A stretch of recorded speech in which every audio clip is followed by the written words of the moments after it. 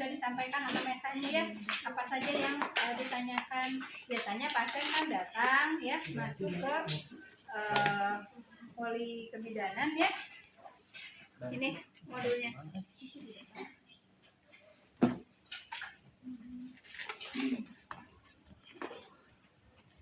Masuk ke poli kebidanan ya.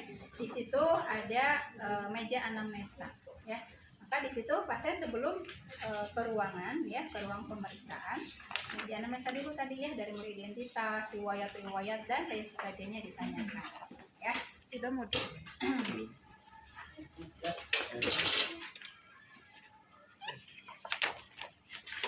Semua data tadi ya kita sudah hitung ya, usia kehamilannya berapa gitu ya, kemudian taksiran persalinannya kapan ya, nanti tinggal taksiran berat janin ya karena belum repotnya. Nah kemudian kita lakukan yang bisa dilakukan di situ apa ya, pemeriksaan fisik, berat badan, tinggi badan ibu ya, pemeriksaan fisik, pemeriksaan tanda vital ya, tanda vital yang bisa dilakukan. Tekanan darah mungkin ya di sana. Pasien sudah datang, kalau misalnya lagi capek kan istirahat dulu sambil anamnesa, rileks, tenang ya, terbina hubungan saling percaya ya, karena ngobrolnya ya nggak serius-serius amat gitu ya, sambil ya teknik komunikasinya kayak dipakai. Pasien sudah tenang, kemudian baru diukur tekanan darah ya. Tekanan darah dibiasakan perpalpasi dulu ya, jadi bisa kita tanyakan dulu, ibu biasanya ibu berapa terakhir diperiksa ibu tekanan darah untuk memperkirakan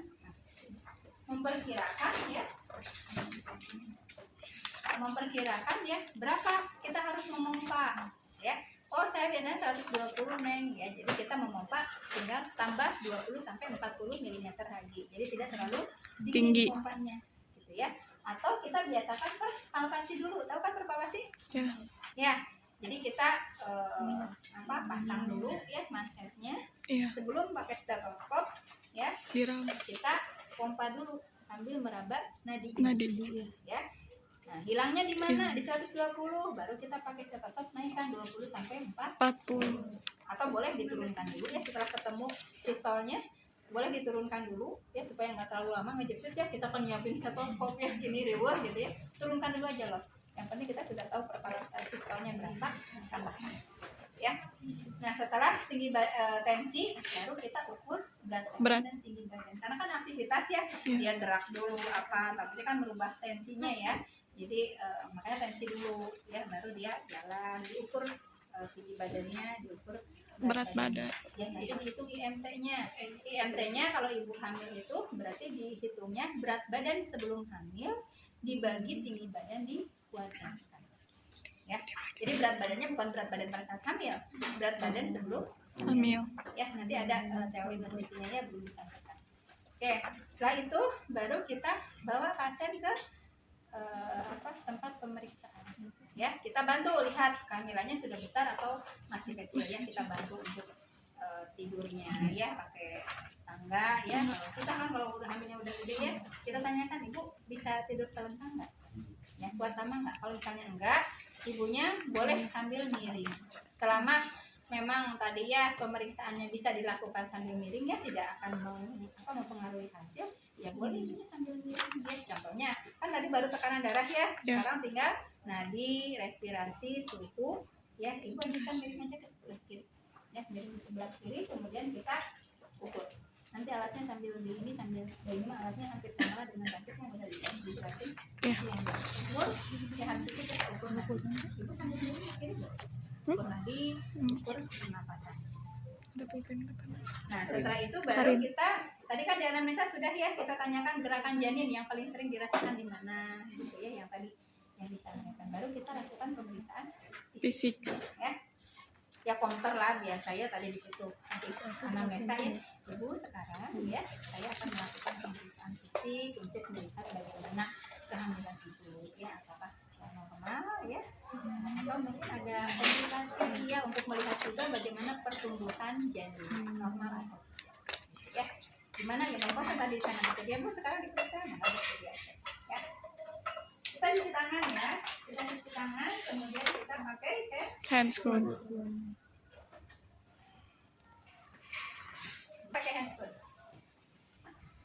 pemeriksaannya head to toe aja. Seperti tadi yang sudah Ibu sampaikan, di pemeriksaan kali ini Ibu tidak menjelaskan semua pemeriksaan fisiknya ya. Yang sudah diajarkan mas silahkan disampaikan. Ini hanya fokus pada ibu hamil, tambahannya apa gitu ya. Ya bentuk kepala, normosefalik dan lain kebersihan dan lain sebagainya ya. Kita lihat daerah rambutnya ya. Kita raba. Aduh ini agak berminyak ya Bu ya. Gimana pas sebelum hamil berminyak ya?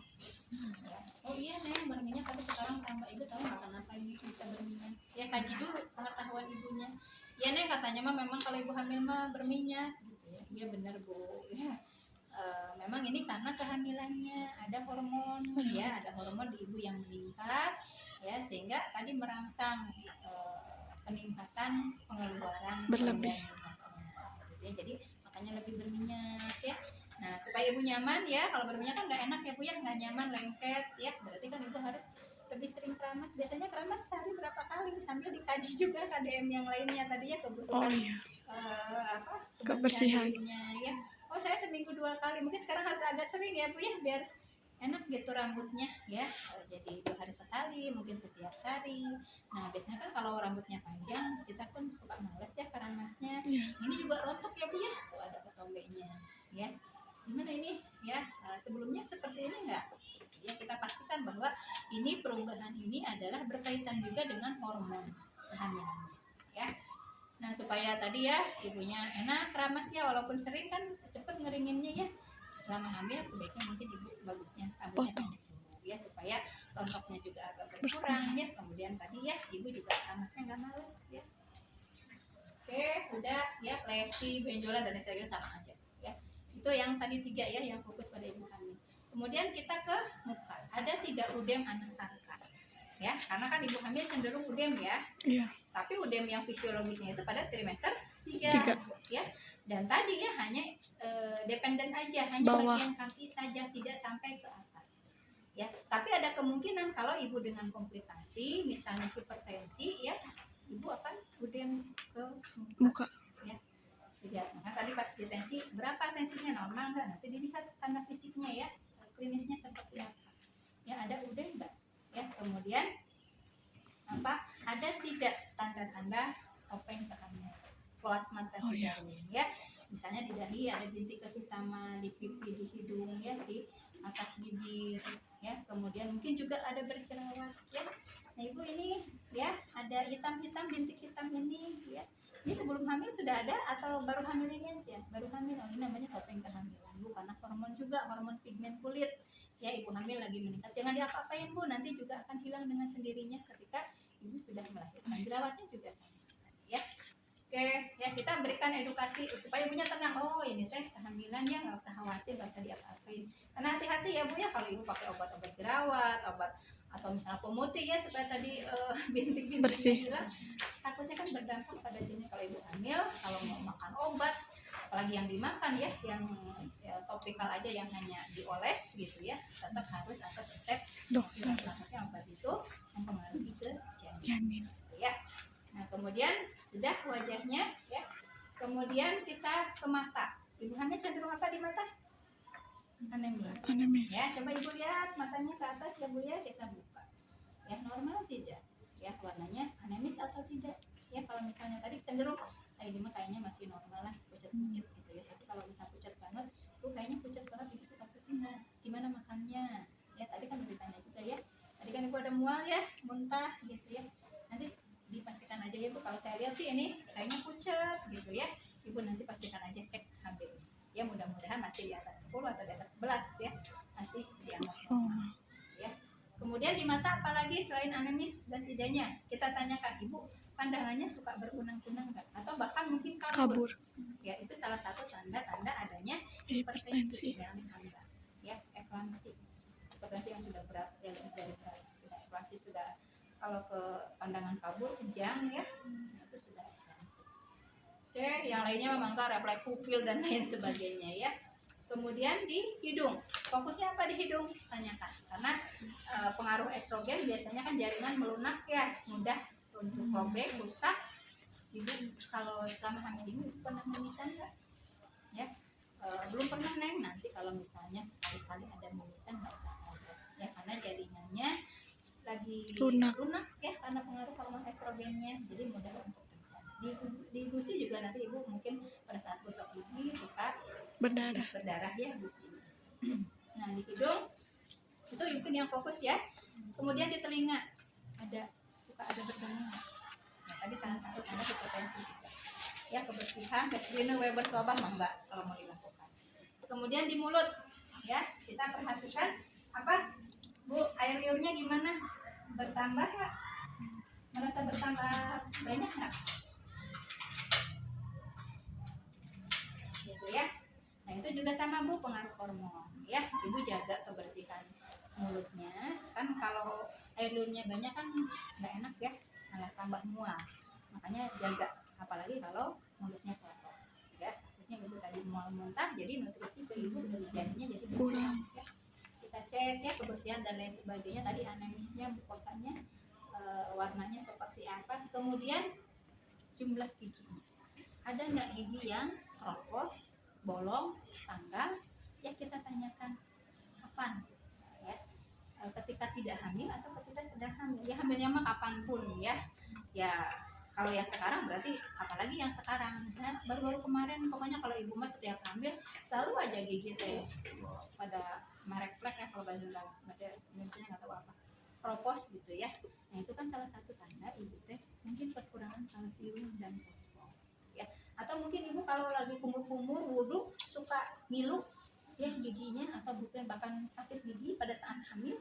Nah itu juga salah satu tanda ibu kekurangan kalsium dan fosfor gitu ya. Ditambahkan minum susu ya Bu tiap hari gitu ya, atau makan makanan yang mengandung kalsium dan fosfor ya. Kemudian dicek tadi gusinya, kalau sikat gigi gusinya suka berdarah enggak ya. Kembali akan kemarin intervensinya ya, anjurkan menjaga kebersihan mulutnya, ganti mungkin sikatnya yang lebih soft ya, lebih halus ya supaya tidak merusak. Oke, itu di mulut ya. Kemudian baru kita ke leher ya. Di leher diinspeksi apa yang berubah di leher? Hiperpigmentasi ya, ada bintik-bintik ke depan. Bu ini ya sebelum hamil sudah ada atau pada saat hamil? Kita jelaskan lagi ya hormon melanositnya. Kemudian apalagi kelenjar tiroid ya, biasanya ibu hamil cenderung agak besar ya karena metabolismenya meningkat ya. Kita palpasi ya, pembesarannya masih dalam batas normal atau tidak ya. Kalau misalnya kayaknya besar banget, kalau besar banget mah sudah kelihatan ya, kelihatan tidak, pastilah diraba juga sudah membesar ya. Kalau yang masih normal mah mungkin kelihatan enggak, tapi pas dipegang agak keraba gitu ya. Nah itu masih, tapi bagusnya mendingan dicek aja gitu ya. Takutnya ini sudah harus mungkin pakai terapi obat gitu ya untuk hipertiroidnya ya. Oke, di leher JPV dan lain-lain efek mengalar. Nah kemudian di dada ya, di dada fokus pada payudara ya, karena jantung paru mah hampir sama, cuman memang ukuran jantung ibu hamil kan lebih besar ya, tapi tidak bisa dicek dengan manual ya, harus dengan ronsen ya baru kelihatan, karena kan pembesarannya masih dalam batas normal, masih kurang dari 2,2 mm ya meregangnya. Nah kita fokus ke payudara ya, kita inspeksi ya bentuk payudaranya ya. Yang jelas ibu hamil pasti ukurannya membesar ya, simetris atau tidak. Kemudian ada hiperpigmentasi di areola puting dan di areola dan puting susunya. Kita jelaskan bahwa itu adalah perubahan yang normal juga karena pengaruh tadi pigmen juga ya. Kebersihannya, kemudian ada luka tidak, ada benjolan ya, ada apa, keluaran misalnya ya dari puting susunya. Kemudian puting susunya apakah datar atau inverted ya, datar flat ya, inverted menjorok ke dalam atau keluar ya, menunjukkan kita si payudara ini sudah siap nggak untuk proses menyusui ya. Gimana Bu, merasa lebih besar ibu ya? Ya karena kan ini ya untuk mempersiapkan jaringannya tumbuh ya supaya nanti produksi asinya juga bagus. Nanti di akhir kehamilan sudah mulai itu prolaktin keluar ya, nanti akan diproduksi air susu ya, mungkin akan pada trimester akhir mungkin sudah ada keluar cairan prakolostrum ya. Kemudian kita setelah diinspeksi tadi kebersihan ya, kondisi puting susunya kita palpasi ya, palpasinya disangga, mangga enaknya mau pakai tangan kiri atau tangan kanan menyangga sangganya, ya di sangga, karena kan tadi penuh ya. Kita palpasi dari pangkal ke ujung, ya. Jadi agak di dalam dulu, searah jarum jam, ya, muter ke kanan, Ya. ya. Terus kemudian baru agak ke atas. Teraba nggak, Mas? Satu lagi tadi ya, agak ke dalam dulu, ya, baru kemudian Ke atas. agak ke atas. Nah, kemudian kita cek ya apakah ductus lactiferusnya tersumbat atau tidak. Ya, sudah ada keluaran nggak tadi prakolostrum, atau bahkan mungkin ada yang sudah keluar ASI, kolostrum ya. Diregangkan. Nah, yang dipijit areolanya ya, bukan putingnya. Kalau putingnya aja sakit. Ya, jadi dipijitnya areolanya. Dari areola nanti akan keluar. Ya. Kalau ada yang keluar berarti menandakan bahwa si ductus lactiferusnya ya ada lubangnya gitu ya, tidak tersumbat. Oke, udah bagus ya Bu ya. Kalau misalnya ada benjolan di sini ya kita harus raba juga dari ketinggalan, ya. Oke, itu di payudara, jantung paru sama aja. Inspeksinya, auskultasi, perkusi, palpasi, ya. Kemudian ya Ibu ditutup lagi ya. Kemudian kita ke daerah Abdomen. ya, ke daerah abdomen. Yang pertama kita inspeksi bentuk abdomen. Ya jelas lah kalau ibu hamil mah besar. Ya maksudnya besarnya kita perkirakan. Apakah kalau udah biasa mah kan kita sudah bisa memperkirakan ya. Oh wajar lah ukurannya segini udah baru 4 bulan. Ya nah, 4 bulan tuh kok gede gitu ya. Kayak gede atau kayak kecil gitu ya kalau udah biasa. Nah itu mulai ya kritis ya kitanya. Kemudian setelah dilihat ya bentuknya ya jelas cembung ya kalau hamil. Kemudian kita lihat ada tidak linea nigra, ya linea nigra itu linea alba yang sudah terhiperpigmentasi kehitaman, ya dari simplicis sampai pusat atau mungkin sampai ke pundus. Itu ya beda-beda. Ya ini ya untuk apa sih? Ya tinggal di ini aja lah pengaruh nggak ke ibunya. Ini jelek ya perut saya kok jadi hitam gini ada garis hitam malu gitu ya. Lebih ke arah situ aja. Ya tadi kita edukasi bahwa ini normal gitu ya, nanti juga akan menghilang. Kemudian dilihat ada tidak striae gravidarum, ya, Syncytial Stresemann, ya di bawah atau di mana ya kita jelaskan ya kenapa itu muncul pada saat hamil, ya hormon apa, ya. Ya kita anjurkan Bu, jangan kan biasanya Bu ada gatal nggak? Kalau gatal jangan gatal dulu, ya karena tadi dengan garukan apalagi kalau kukunya panjang kotor ya bisa lukanya bisa infeksi kalau kukunya kotor ya. Oke, kemudian dicek juga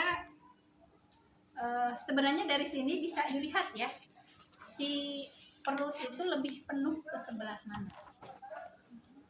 Ya, ada yang memang kelihatan gitu ya, ada yang memang ya bulat aja gitu ya. Ada yang kelihatan gitu ya, ini kayak ini kelihatan nih. Lebih ke mana? Lebih ke kiri. Ya, lebih ke sini. Ya karena ini nggak ada cairan amnion gitu ya. Ya lebih ke sini ya, ada di ibu hamil kadang kelihatan ya pucut gitu ke sebelah situ, kemungkinan di situ punggung, kemungkinan ya. Jadi supaya kita tadi kalau ngeraba nggak begitu keraba yang ngira-ngiranya nggak polos-polos banget gitu ya, nggak benar kira-kiranya sambil mikir oh tadi sih ibu bilang gerakannya banyak di sini, oh ini juga kelihatan sih, oh berarti mungkin punggungnya di sebelah sini ya. Kelihatan seperti ini, atau mungkin kalau letaknya lintang ya ini kan karena membujur tuh jadi ke sini ya. Kalau lintang kan penuhnya di tengah gini ya, kita bisa perhatikan ini lintang nih ya, tengah di tengah soalnya. Nanti perhatikan dengan perabaan. Nah itu ketika dilihat ya tidak ada luka, tidak mungkin sebelumnya ibu kan tadi udah ditanya ya, misalnya kehamilan sebelumnya sesar enggak gitu ya, lihat ada nggak luka ya. Kemudian juga mungkin ada benjolan dan lain sebagainya. Nah setelah dilihat kemudian diauskultasi. Isi usus di keempat kuadran ya, 1 menit penuh ya, karena ibu hamil cenderung apa? Motilitas ususnya turun karena progesteronnya naik ya, sehingga menyebabkan tadi kembung, motilitas ususnya turun, pasti isi ususnya juga lebih rendah ya, rendah tapi dalam batas normal, cuma agak di bawah, sama tadi cenderung mengisi. Kita cek 1 menit ya, semua kuadran normal tidak ya. Kalau di bawah ya nggak apa-apa gitu ya Bu, memang ini agak ini ya, di sini Ibu banyak bergerak ya supaya ususnya pergerakannya lancar, jadi Ibu nggak mengalami konstruksi usus yang besar gitu ya, hanya bergerak ini. Di sini ususnya ini cuma 5 misalnya atau 6 ya, menandakan Ibu yang setelah auskultasi baru perkusi. Tadi kan cenderung kembung ya, sama konstipasi. Di sini ya mungkin lebih mentrung gitu ya. Ini kan memang lambung ya, timpani. Nah di bawah kalau kembung, yang di situ di sini ya, lebih nyari timpani. Atau mungkin lebih redup karena penuh fesesnya, nggak keluar gitu ya. Nah, dari perkusi ini kita bisa tahu ya ibu ini ada masalah bu, kembung ya, ibu ya nih biar beneran ya. Makanya ibu banyak bergerak ya, banyak minum ini ya, air hangat gitu ya, supaya aliran darahnya lancar, mobilitas ususnya meningkat, jadi si gasnya bisa dikeluarin ya. Pupnya juga bisa lancar, tadi banyak minum, banyak makan buah sayur ya, seratnya tinggi. Oke, sudah perkusi, kemudian palpasi hepar, limpa, ginjal, mangga ya. Nah, yang tadi leopot ya. Leopot itu sebelum kita melakukan pemeriksaan leopot, kita harus menyiapkan dulu perawatnya. Ya, perawat ada 2 ya yang harus disiapkan di perawatnya. Perawat berdirinya di sebelah kanan. Ya, pasien. Jadi tidak dari kiri ya, susah kalau dari kiri leopotnya. Kecuali kalau tidak ya. Yang kedua, menjaga suhu tangan. Ya. Jangan sampai suhu kita lebih rendah, lebih dingin dari pasien. Karena apa? Ketika suhu kita dingin, tangan kita meraba pasien, ini bisa merangsang kontraksi. Ya. Jadi paling tidak sama atau lebih hangat. Ya, dengan cara apa? Kalau ada air hangat mengalir, cuci pakai air hangat. Kalau tidak, digosok-gosok. Ya, 2 persiapannya ya, berdiri di sebelah kanan sama menjaga suhu tangan. Pasiennya disiapkan juga. Ibu mau kencing nggak?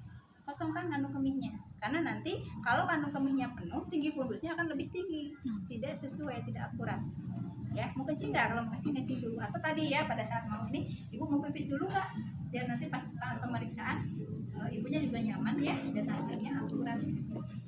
Yang kedua, kalau penuh kan jadi nggak nyaman ya, dipegang-pegang tambah pengen kencing ya, jadi pengen cepet-cepet ya, dikosongkan dulu. Yang kedua, kakinya difleksikan. Bu, punten ya, kakinya ditekuk. Ya, ditekukkan. Posisi apa? Dorsa recumbens ya. Oke, 2 sudah ya. Baru kita lakukan pemeriksaan ya. Yang pertama kita lakukan dulu pemeriksaan tadi Prasad McDonald ya, menghitung usia kehamilan dari tinggi fundus. Ya, tadi tangannya digosok-gosokkan. Kita palpasi mulai dari atas simfisis, dari bawah sini. Ya. Biasanya kan bayi itu menengkur ya, terlalu bungkuk gitu ya, dan dia tadi mengarah ke satu sisi ya. Jadi kita luruskan dan agak ketengahkan bayinya ya. Tengahkan dulu, geserkan supaya di tengah ya. Kalau melihat cembungnya ya, mungkin cembungnya besar ya, karena kan ada cairan di situ. Nah, yang kita ukur itu dari tahanannya, bayinya ada di mana, jangan dari ujung cairannya ya. Ujung cairannya mungkin segini gitu ya, tapi kita raba ya, bagian tahanannya ada di mana, bagian bayinya ada di mana ya. Tadi kan gini, luruskan ya. Kalau sudah lurus, sudah di tengah, kita tahan yang sini ya. Ini tangan kanan ke bawah untuk memfiksasi bagian bawah supaya nggak terlalu kedorong ke bawah ya, fiksasi di sini. Nah, ini baru ngeraba. Kan leopot 1 tadi untuk apa? Menentukan tinggi fundus dan menentukan bagian janin apa yang ada di fundus. Nah, sebelum diraba ya, kita pakai Prasad McDonald dulu. Ukur dulu tinggi fundusnya. Incinya di atas ya, dari 0, 0-nya di sini sampai ke simfisis di sini. Ya, ini boleh lurus kayak gini atau ikuti lengkungan perutnya. Yang penting konsisten. Ya, setiap pemeriksaan kalau mau dilengkungkan kayak gini, ditempelkan. Kalau mau lurus ya. Ya, sudah. Oh, sekian senti gitu ya. Nanti tinggi fundus dikali 8/7. Oh, usia kehamilannya sekian. Tadi kan ketika di anamnesa sudah tahu ya usianya. Oh, berarti nanti ketika palpasi tinggi fundusnya harus ada di mana? Harus di berapa senti gitu ya. Biar itu menunjukkan bahwa pertumbuhan janinnya sesuai dengan usia kehamilan ya. Nah, setelah tahu tinggi fundusnya, pakai yang leopot yang jari ya. Oh, ini kayaknya di 3 jari di bawah prosesus gitu ya. Berapa minggu? 36 minggu. Bener nggak dengan hitungan tadi? Kalau misalnya ternyata tinggi fundusnya kurang dari yang seharusnya, harusnya misalnya di pertengahan simpis pusat dengan prosesus, ini di atas ya berarti kan lebih tinggi. Ada beberapa kemungkinan, mungkin bayinya besar, mungkin bayinya kembar, atau mungkin cairan anionnya banyak. Atau kebalikannya, harusnya misalnya di sini, ternyata dia di bawahnya. Mungkin tadi bayinya kecil, ya. Atau mungkin tadi letaknya lintang. Kalau letak lintang kan jadi tambah pendek ya. Kalau membujur kan tambah tinggi.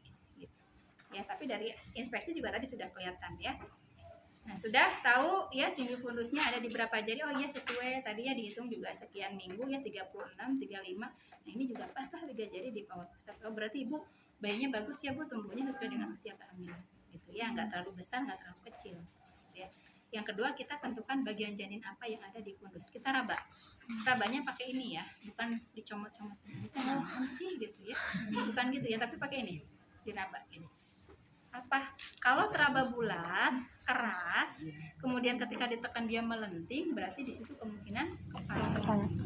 Kalau tidak teraba bulat, tidak keras, tidak melenting, kemungkinan dan lepot 1 selesai. Sekarang lepot 2 ya, tinggal pindahin tangannya ya ke kiri dan ke kanan ya, di samping kiri kanan, satu-satu palpasinya, satu tahan, satu palpasi. Oh, ini kerabanya bulat ya, tapi panjang, nggak teraba tonjolan-tonjolan kecil, kemungkinan punggung. Oke, sudah ketemu ini punggung, yakin ya, benar nggak di sini ekstremitas? Oh iya, ini mah ada tonjolan-tonjolannya nih, kayak siku, kayak kaki gitu ya. Atau mungkin oh sama, bolak-balik aja sampai betul-betul yakin ini mah benar, nah di sini punggung, di sini punggung, tadi mungkin kembar gitu ya. Sebenarnya di level 1 juga biasanya kalau kembar sudah ketahuan tinggi fundusnya pasti akan lebih tinggi ya.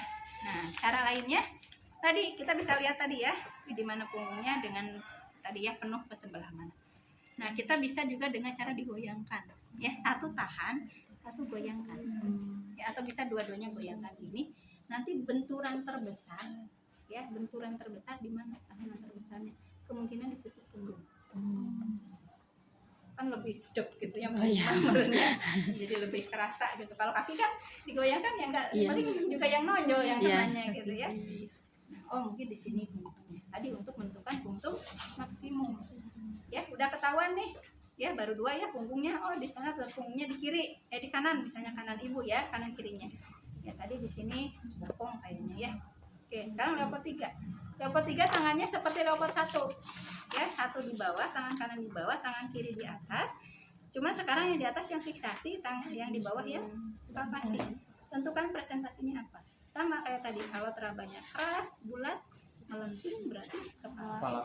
Kalau tidak bulat, tidak keras, tidak melenting berarti oh udah yakin ya. Kalau nggak yakin boleh ulangi lagi leopard 1-nya, tinggal bolak-balik aja gini ya.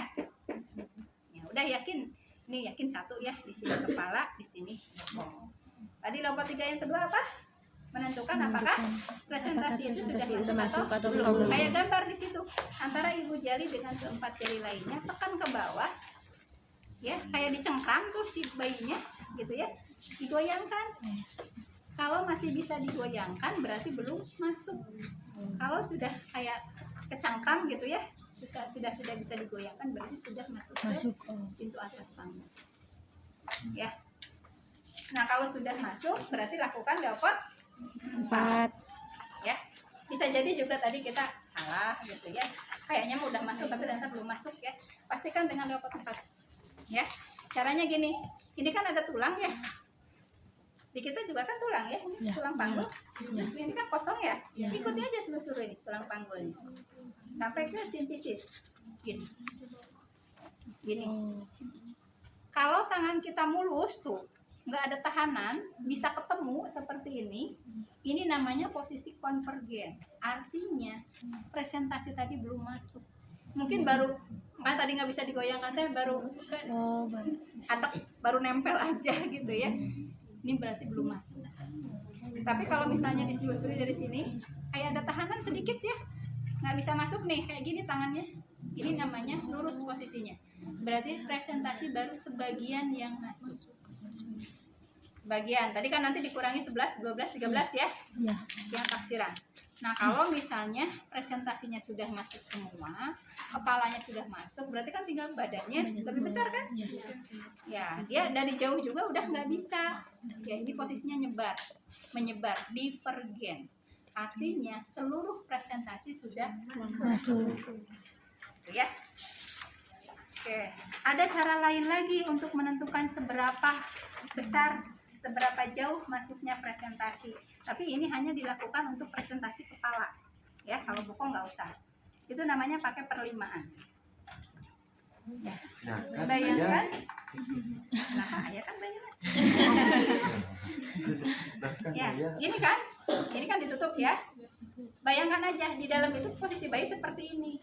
Kita tekan ke bawah perutnya. Kan kalau kepala keras ya. Ya.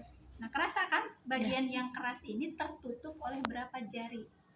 Diameter kepala bayi itu selebar 5 telapak jari, 5 jari kita. Ya, segini kepalanya. Jadi kalau terabanya 5 jari segini, ini namanya ini cara pemeriksaan dengan perlimaan ya. Ini namanya 5/5. Nah, 5/5 ini nanti yang akan diisikan di partogram. Nanti akan diajarin isi partogram ya. 5/5 artinya 0/5. 0/5 nih, karena ketutup semua berarti nggak ada yang masuk gitu ya. 0/5 bagian janin yang masuk, artinya belum ada yang masuk presentasi. Kalau misalnya sudah masuk 1 jari, ini masuk ya. Jadi pas diraba itu hanya tertutup oleh 4 jari, 4/5. Artinya 1/5 bagian janin yang Masuk. masuk lagi, teraba 3 jari, 3/5. Artinya 2/5 yang masuk. Masuk lagi, teraba 2 jari, 2/5 artinya 3/5 yang masuk. Terus 1/5 artinya 4/5. Dan kalau sudah masuk semua, ya nggak keraba kepalanya, ya cuma badannya, berarti 0/5. Artinya 5/5 atau seluruh presentasi janin sudah masuk ke rongga rambut. Keras? Ya. Nah, sekarang tinggal DJJ. Ya, tadi kan DJJ-nya udah ketahuan punktumnya ya. Oh, tadi kepalanya di bawah, punggungnya ada di kanan. Kita tarik tadi garis ya. Oh, berarti punktum maksimumnya di sini. Ya, baru kita ukur DJJ. DJJ terakhir. Kenapa terakhir? Karena kaki ibu supaya lebih jelas terdengar. Boleh aja sih mau ditekuk juga boleh. Tapi supaya lebih jelas, ibunya diluruskan, Bu. Kakinya diluruskan lagi ya, supaya si kulit perutnya ketarik lagi. Jadi dia si kulit perut ini lebih nempel ke janin. Jadi kalau kita dengerin suara jantungnya lebih jelas gitu ya. Udah diluruskan. Nah, untuk ngeceknya kita bisa pakai ya elektrik ya, Doppler. Ya mungkin ini sering ngeliat ya. Ini mah Dopplernya juga yang jadul. Nah, di sini kan ada on off-nya ya, ada powernya karena ini nggak nyala. Di sini ada nanti keluar angkanya. Angka sebanyak denyut jantung tadi. Ya, sebanyak suara yang terdengar. Kalau terdengarnya denyut jantung berarti suara denyut jantung. Kalau yang terdengarnya denyut nadi ibu berarti jumlah nadi ibu yang adanya. Ya, tinggal dilihat dari angkanya. Kalau nadi itu kan maksimal 60 sampai 100 ya. Paling banyak 100 kan kalau nadi di bawah 100 ya. Kalau denyut jantung kan 120 sampai 140, pasti angka di sini lebih dari 100. Ya, itu adalah denyut jantung. Kalau pakai Doppler, kita pakai jeli. Ya, tadi teteskan jelinya, pijit jelinya di punktum maksimum tadi ya. Kemudian kita oles, ratakan. Ya, sambil mencari suaranya. Ini bunyikan. Nanti akan ada suara duk duk duk duk duk duk. Lihat aja angkanya dulu. Kalau angkanya masih kurang dari 100, berarti itu bukan denyut jantung. Kalau angkanya sudah lebih dari 100, 120 sampai 160 ya, berarti itu denyut jantung. Ya, udah. Oh, ini udah paling jelas ya, dan memang angkanya tadi di atas 120 ya. Ya, tinggal dilihat aja selama 1 menit itu angka yang sering muncul di berapa. Ya. Oh, 150 atau 140. Berarti itulah denyut jantung. Karena susah kan, ini mah kayak kalkulator aja. 135, 140, 155 terus ya berubah-ubah, nggak diem di satu angka gitu. Ganti-ganti. Ya. Jadi ini dicari-cari dulu sampai betul-betul ketemu. Ya. Kalau sudah tinggal dibersihkan, dikeringkan lagi pakai kaca atau kapas ya. Nah, bisa juga yang manualnya pakai linek atau monoaural. Di situ ada alat linek ya. Bahannya bisa dari kayu, bisa juga dari aluminium. Ya. Ininya di telinga kita, ininya yang ke jantung tadi di punggung. Nah kalau ini harus dengerin ya. Kalau tadi mah kan kalian juga bisa dengar suaranya. Kalau ini mah cuma pemeriksa aja yang mendengar dan biasanya harus senyip supi gitu ya baru dengar. Ya kita cari dulu suaranya. Ya. Tadi kan bisa saja yang terdengar itu bukan cuma denyut jantung, tapi juga denyut tadi ibu.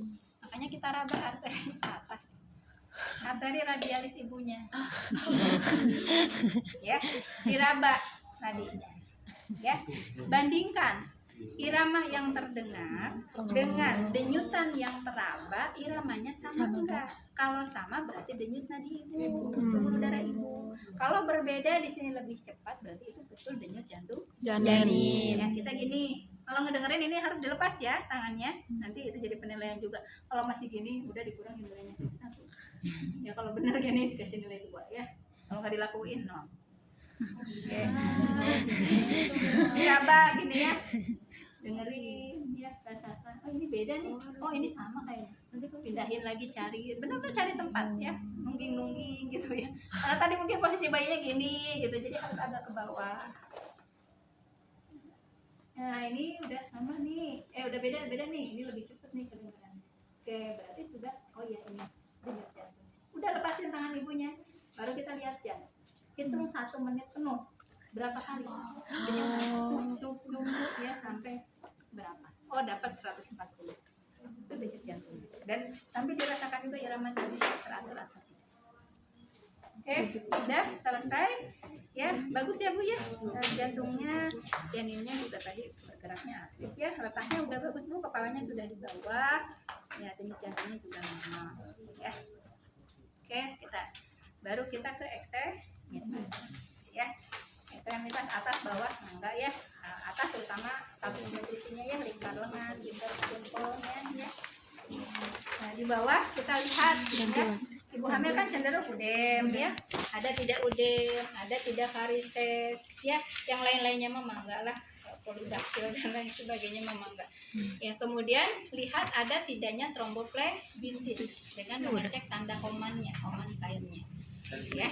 Kita angkat tadi ya. Ya kakinya itu segala dipasang.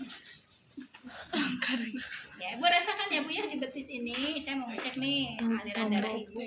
Kakinya ini lancar atau tidak ya. Jadi enggak Bu di betisnya?